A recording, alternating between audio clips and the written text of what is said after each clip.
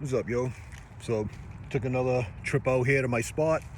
I know you guys are getting sick of seeing my ugly ass mug, and this 30 cal HPSS, I'm pretty sure you're getting sick of seeing this thing too. But I want to come out here. I made a few more micro adjustments to the barrel spring, the recoil spring last night, and I want to test it out. The other day I was saying that I had the barrel flush, and what I was talking about is this little, where the barrel protrudes from the receiver, I had that flush in the receiver. So I moved that back. Hopefully it didn't put too much pressure back on that hammer spring, not the hammer spring, the barrel spring, but we're about to find out. So right now it's filled to about 24 MPa. Can't get it higher than that. That's it. I gotta go and get my my bottle topped off. So I'm gonna try to hit the scuba place tomorrow and get that topped off. But I have a mag, 9 shots, FX pellets, those 45 grain ones. Let's see if we can get this to cycle. I mean, the last time I was out here, I had one jam on the last four mags, so that was pretty good. And the reason why it jammed the way it did, that's when I said, oh, that ain't good, is because the pellet basically rolled out of the barrel. But that was because one of the magazine slots was damaged. I couldn't even load a pellet into it. That's when I had the 8 shots in that one of those last 2 mags. So again, 24 MPa, dirt, 6-7 yards away. I just want to see if this will cycle down, and let's go.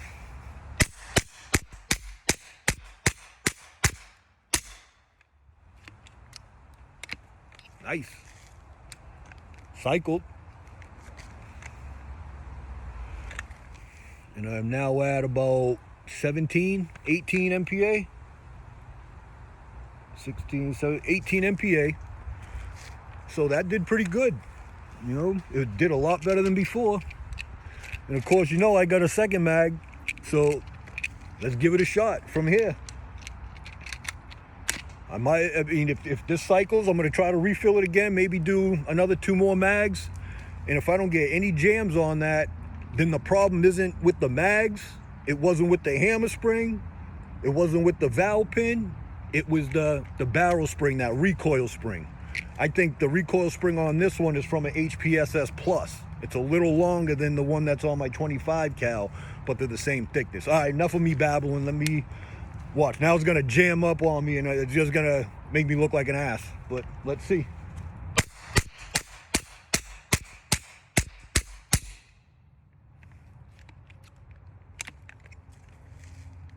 Cycle, 18 shots. I'm at about 13, 14 MPa. I think I nailed it. I think we figured this thing out. So if there's anyone out there having the same problems I did with these mags not cycling, not being able to, to feed properly, then maybe it's this spring in here. I might not even shoot a couple more mags. Let me do something else. Let me see if I could take this off while I'm out here. Just so I could show you what I'm talking about.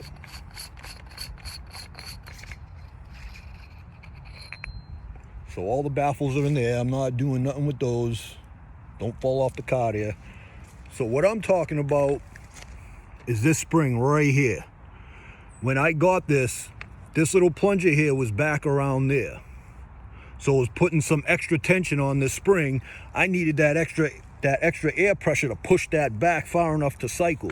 So what I did is I had to take the barrel out, take this apart, take the barrel out, and then screw this little plunger piece right here and just screw it off, back it off a little bit to take some of the pressure off of the spring, take some of the tension off of the spring. That's what I was doing the other night when I said I was working on the recoil spring.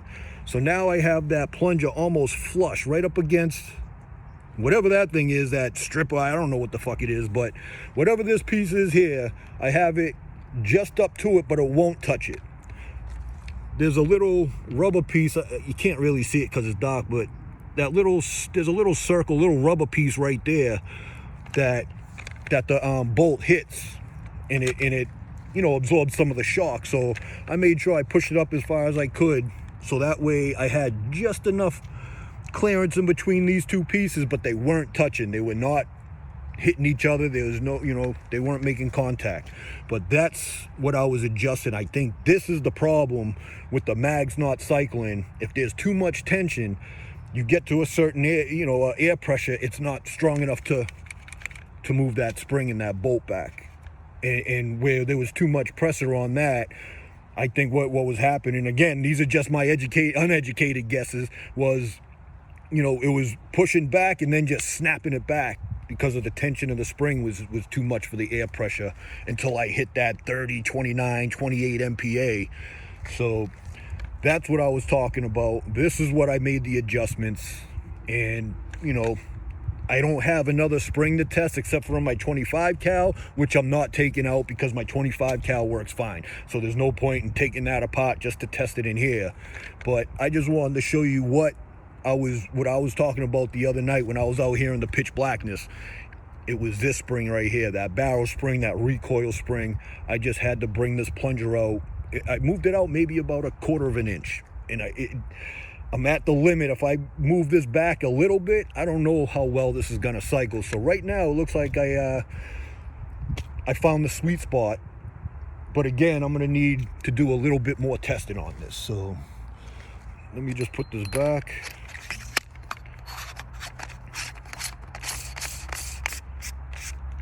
This fits perfect, no gaps. Because the other night, it's getting dark out here. Let's see if the battery, can I turn this on here? Got light. I brought light. Now I'm just a high yellow.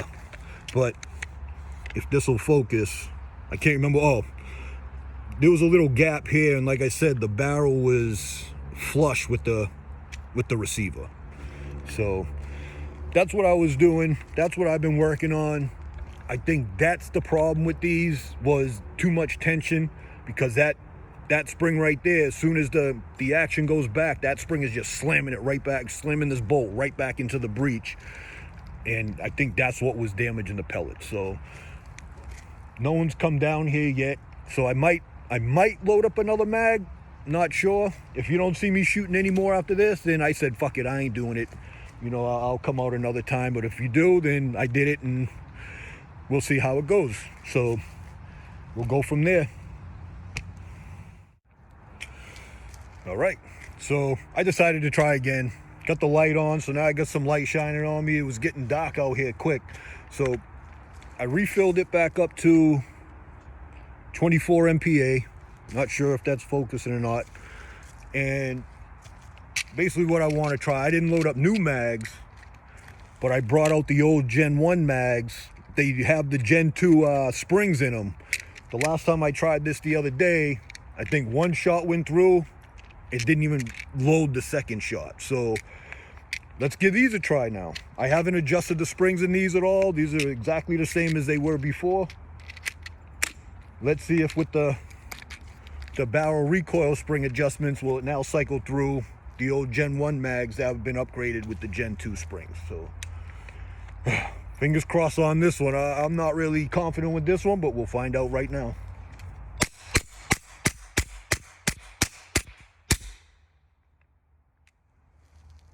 I mean, I'm saying this, the results here are speaking for themselves, are they not? All 9 shots cycled. Where we at now? We are at 17 MPa. And of course, I got one more of those Gen 1 mags with the Gen 2 springs, so fuck it, let's give it a shot. Let's see what happens. Let's see if this one will cycle with jam. Right now, we're 3 for 3 out here. Let's see if we can go 4 for 4. Make it a perfect game. Am I in frame? Yup.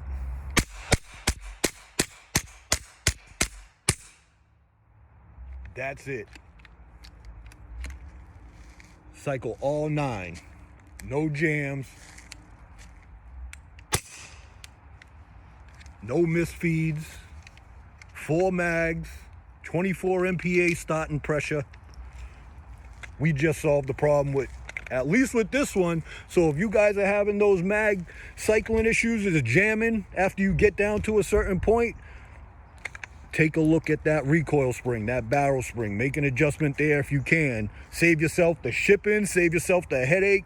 I know it was a headache for me. I'm sure, like I said, you guys are sick of seeing my motherfucking face.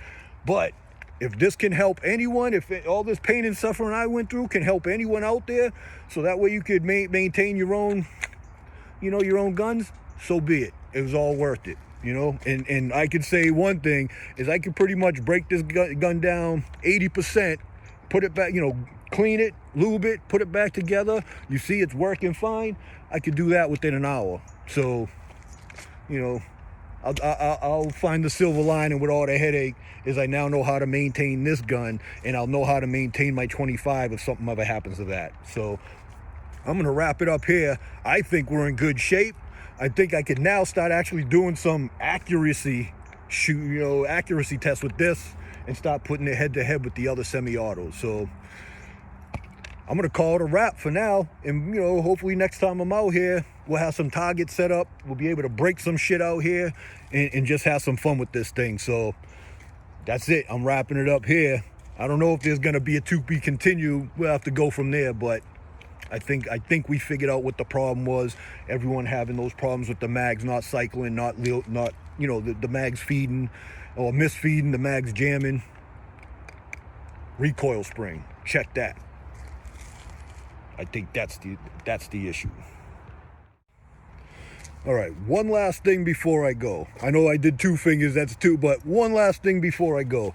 I know I'm out here babbling, whatever. I'm excited. I got my gun to work after a month of fighting with this thing, but I just want to show you the bottle that I used to fill this thing, just so you have an idea of what I'm using out here. So it's one of those Chinese bottles I bought off of Amazon. This is DOT certified too. I don't know if they sell these on, I can't find them on Amazon no more, that DOT certified. So this is the bottle I got to go get topped back off. It's 4,500 PSI. Let me just open up this little carry case here just so you can see. It's the carbon fiber bottle. One of those Guerrilla ones. I think it's 68 liters or whatever that measurement is. I don't fucking know, but this is it. This is my little fill station here with the Ace Venturi fill station. I got the fill station that came with this. Trash. You can't even connect them to the fill stations at the scuba tank where they connect it right here. Won't fit. So I had to buy the Ace Venturi one. So basically I wasted $100 when I bought this. So if you're able to find one of these carbon fiber ones are pretty good. And then I have the Ace Venturi fill station. So that's it. I just had to babble a little more. This is my tank, just so you guys see what I'm using out here.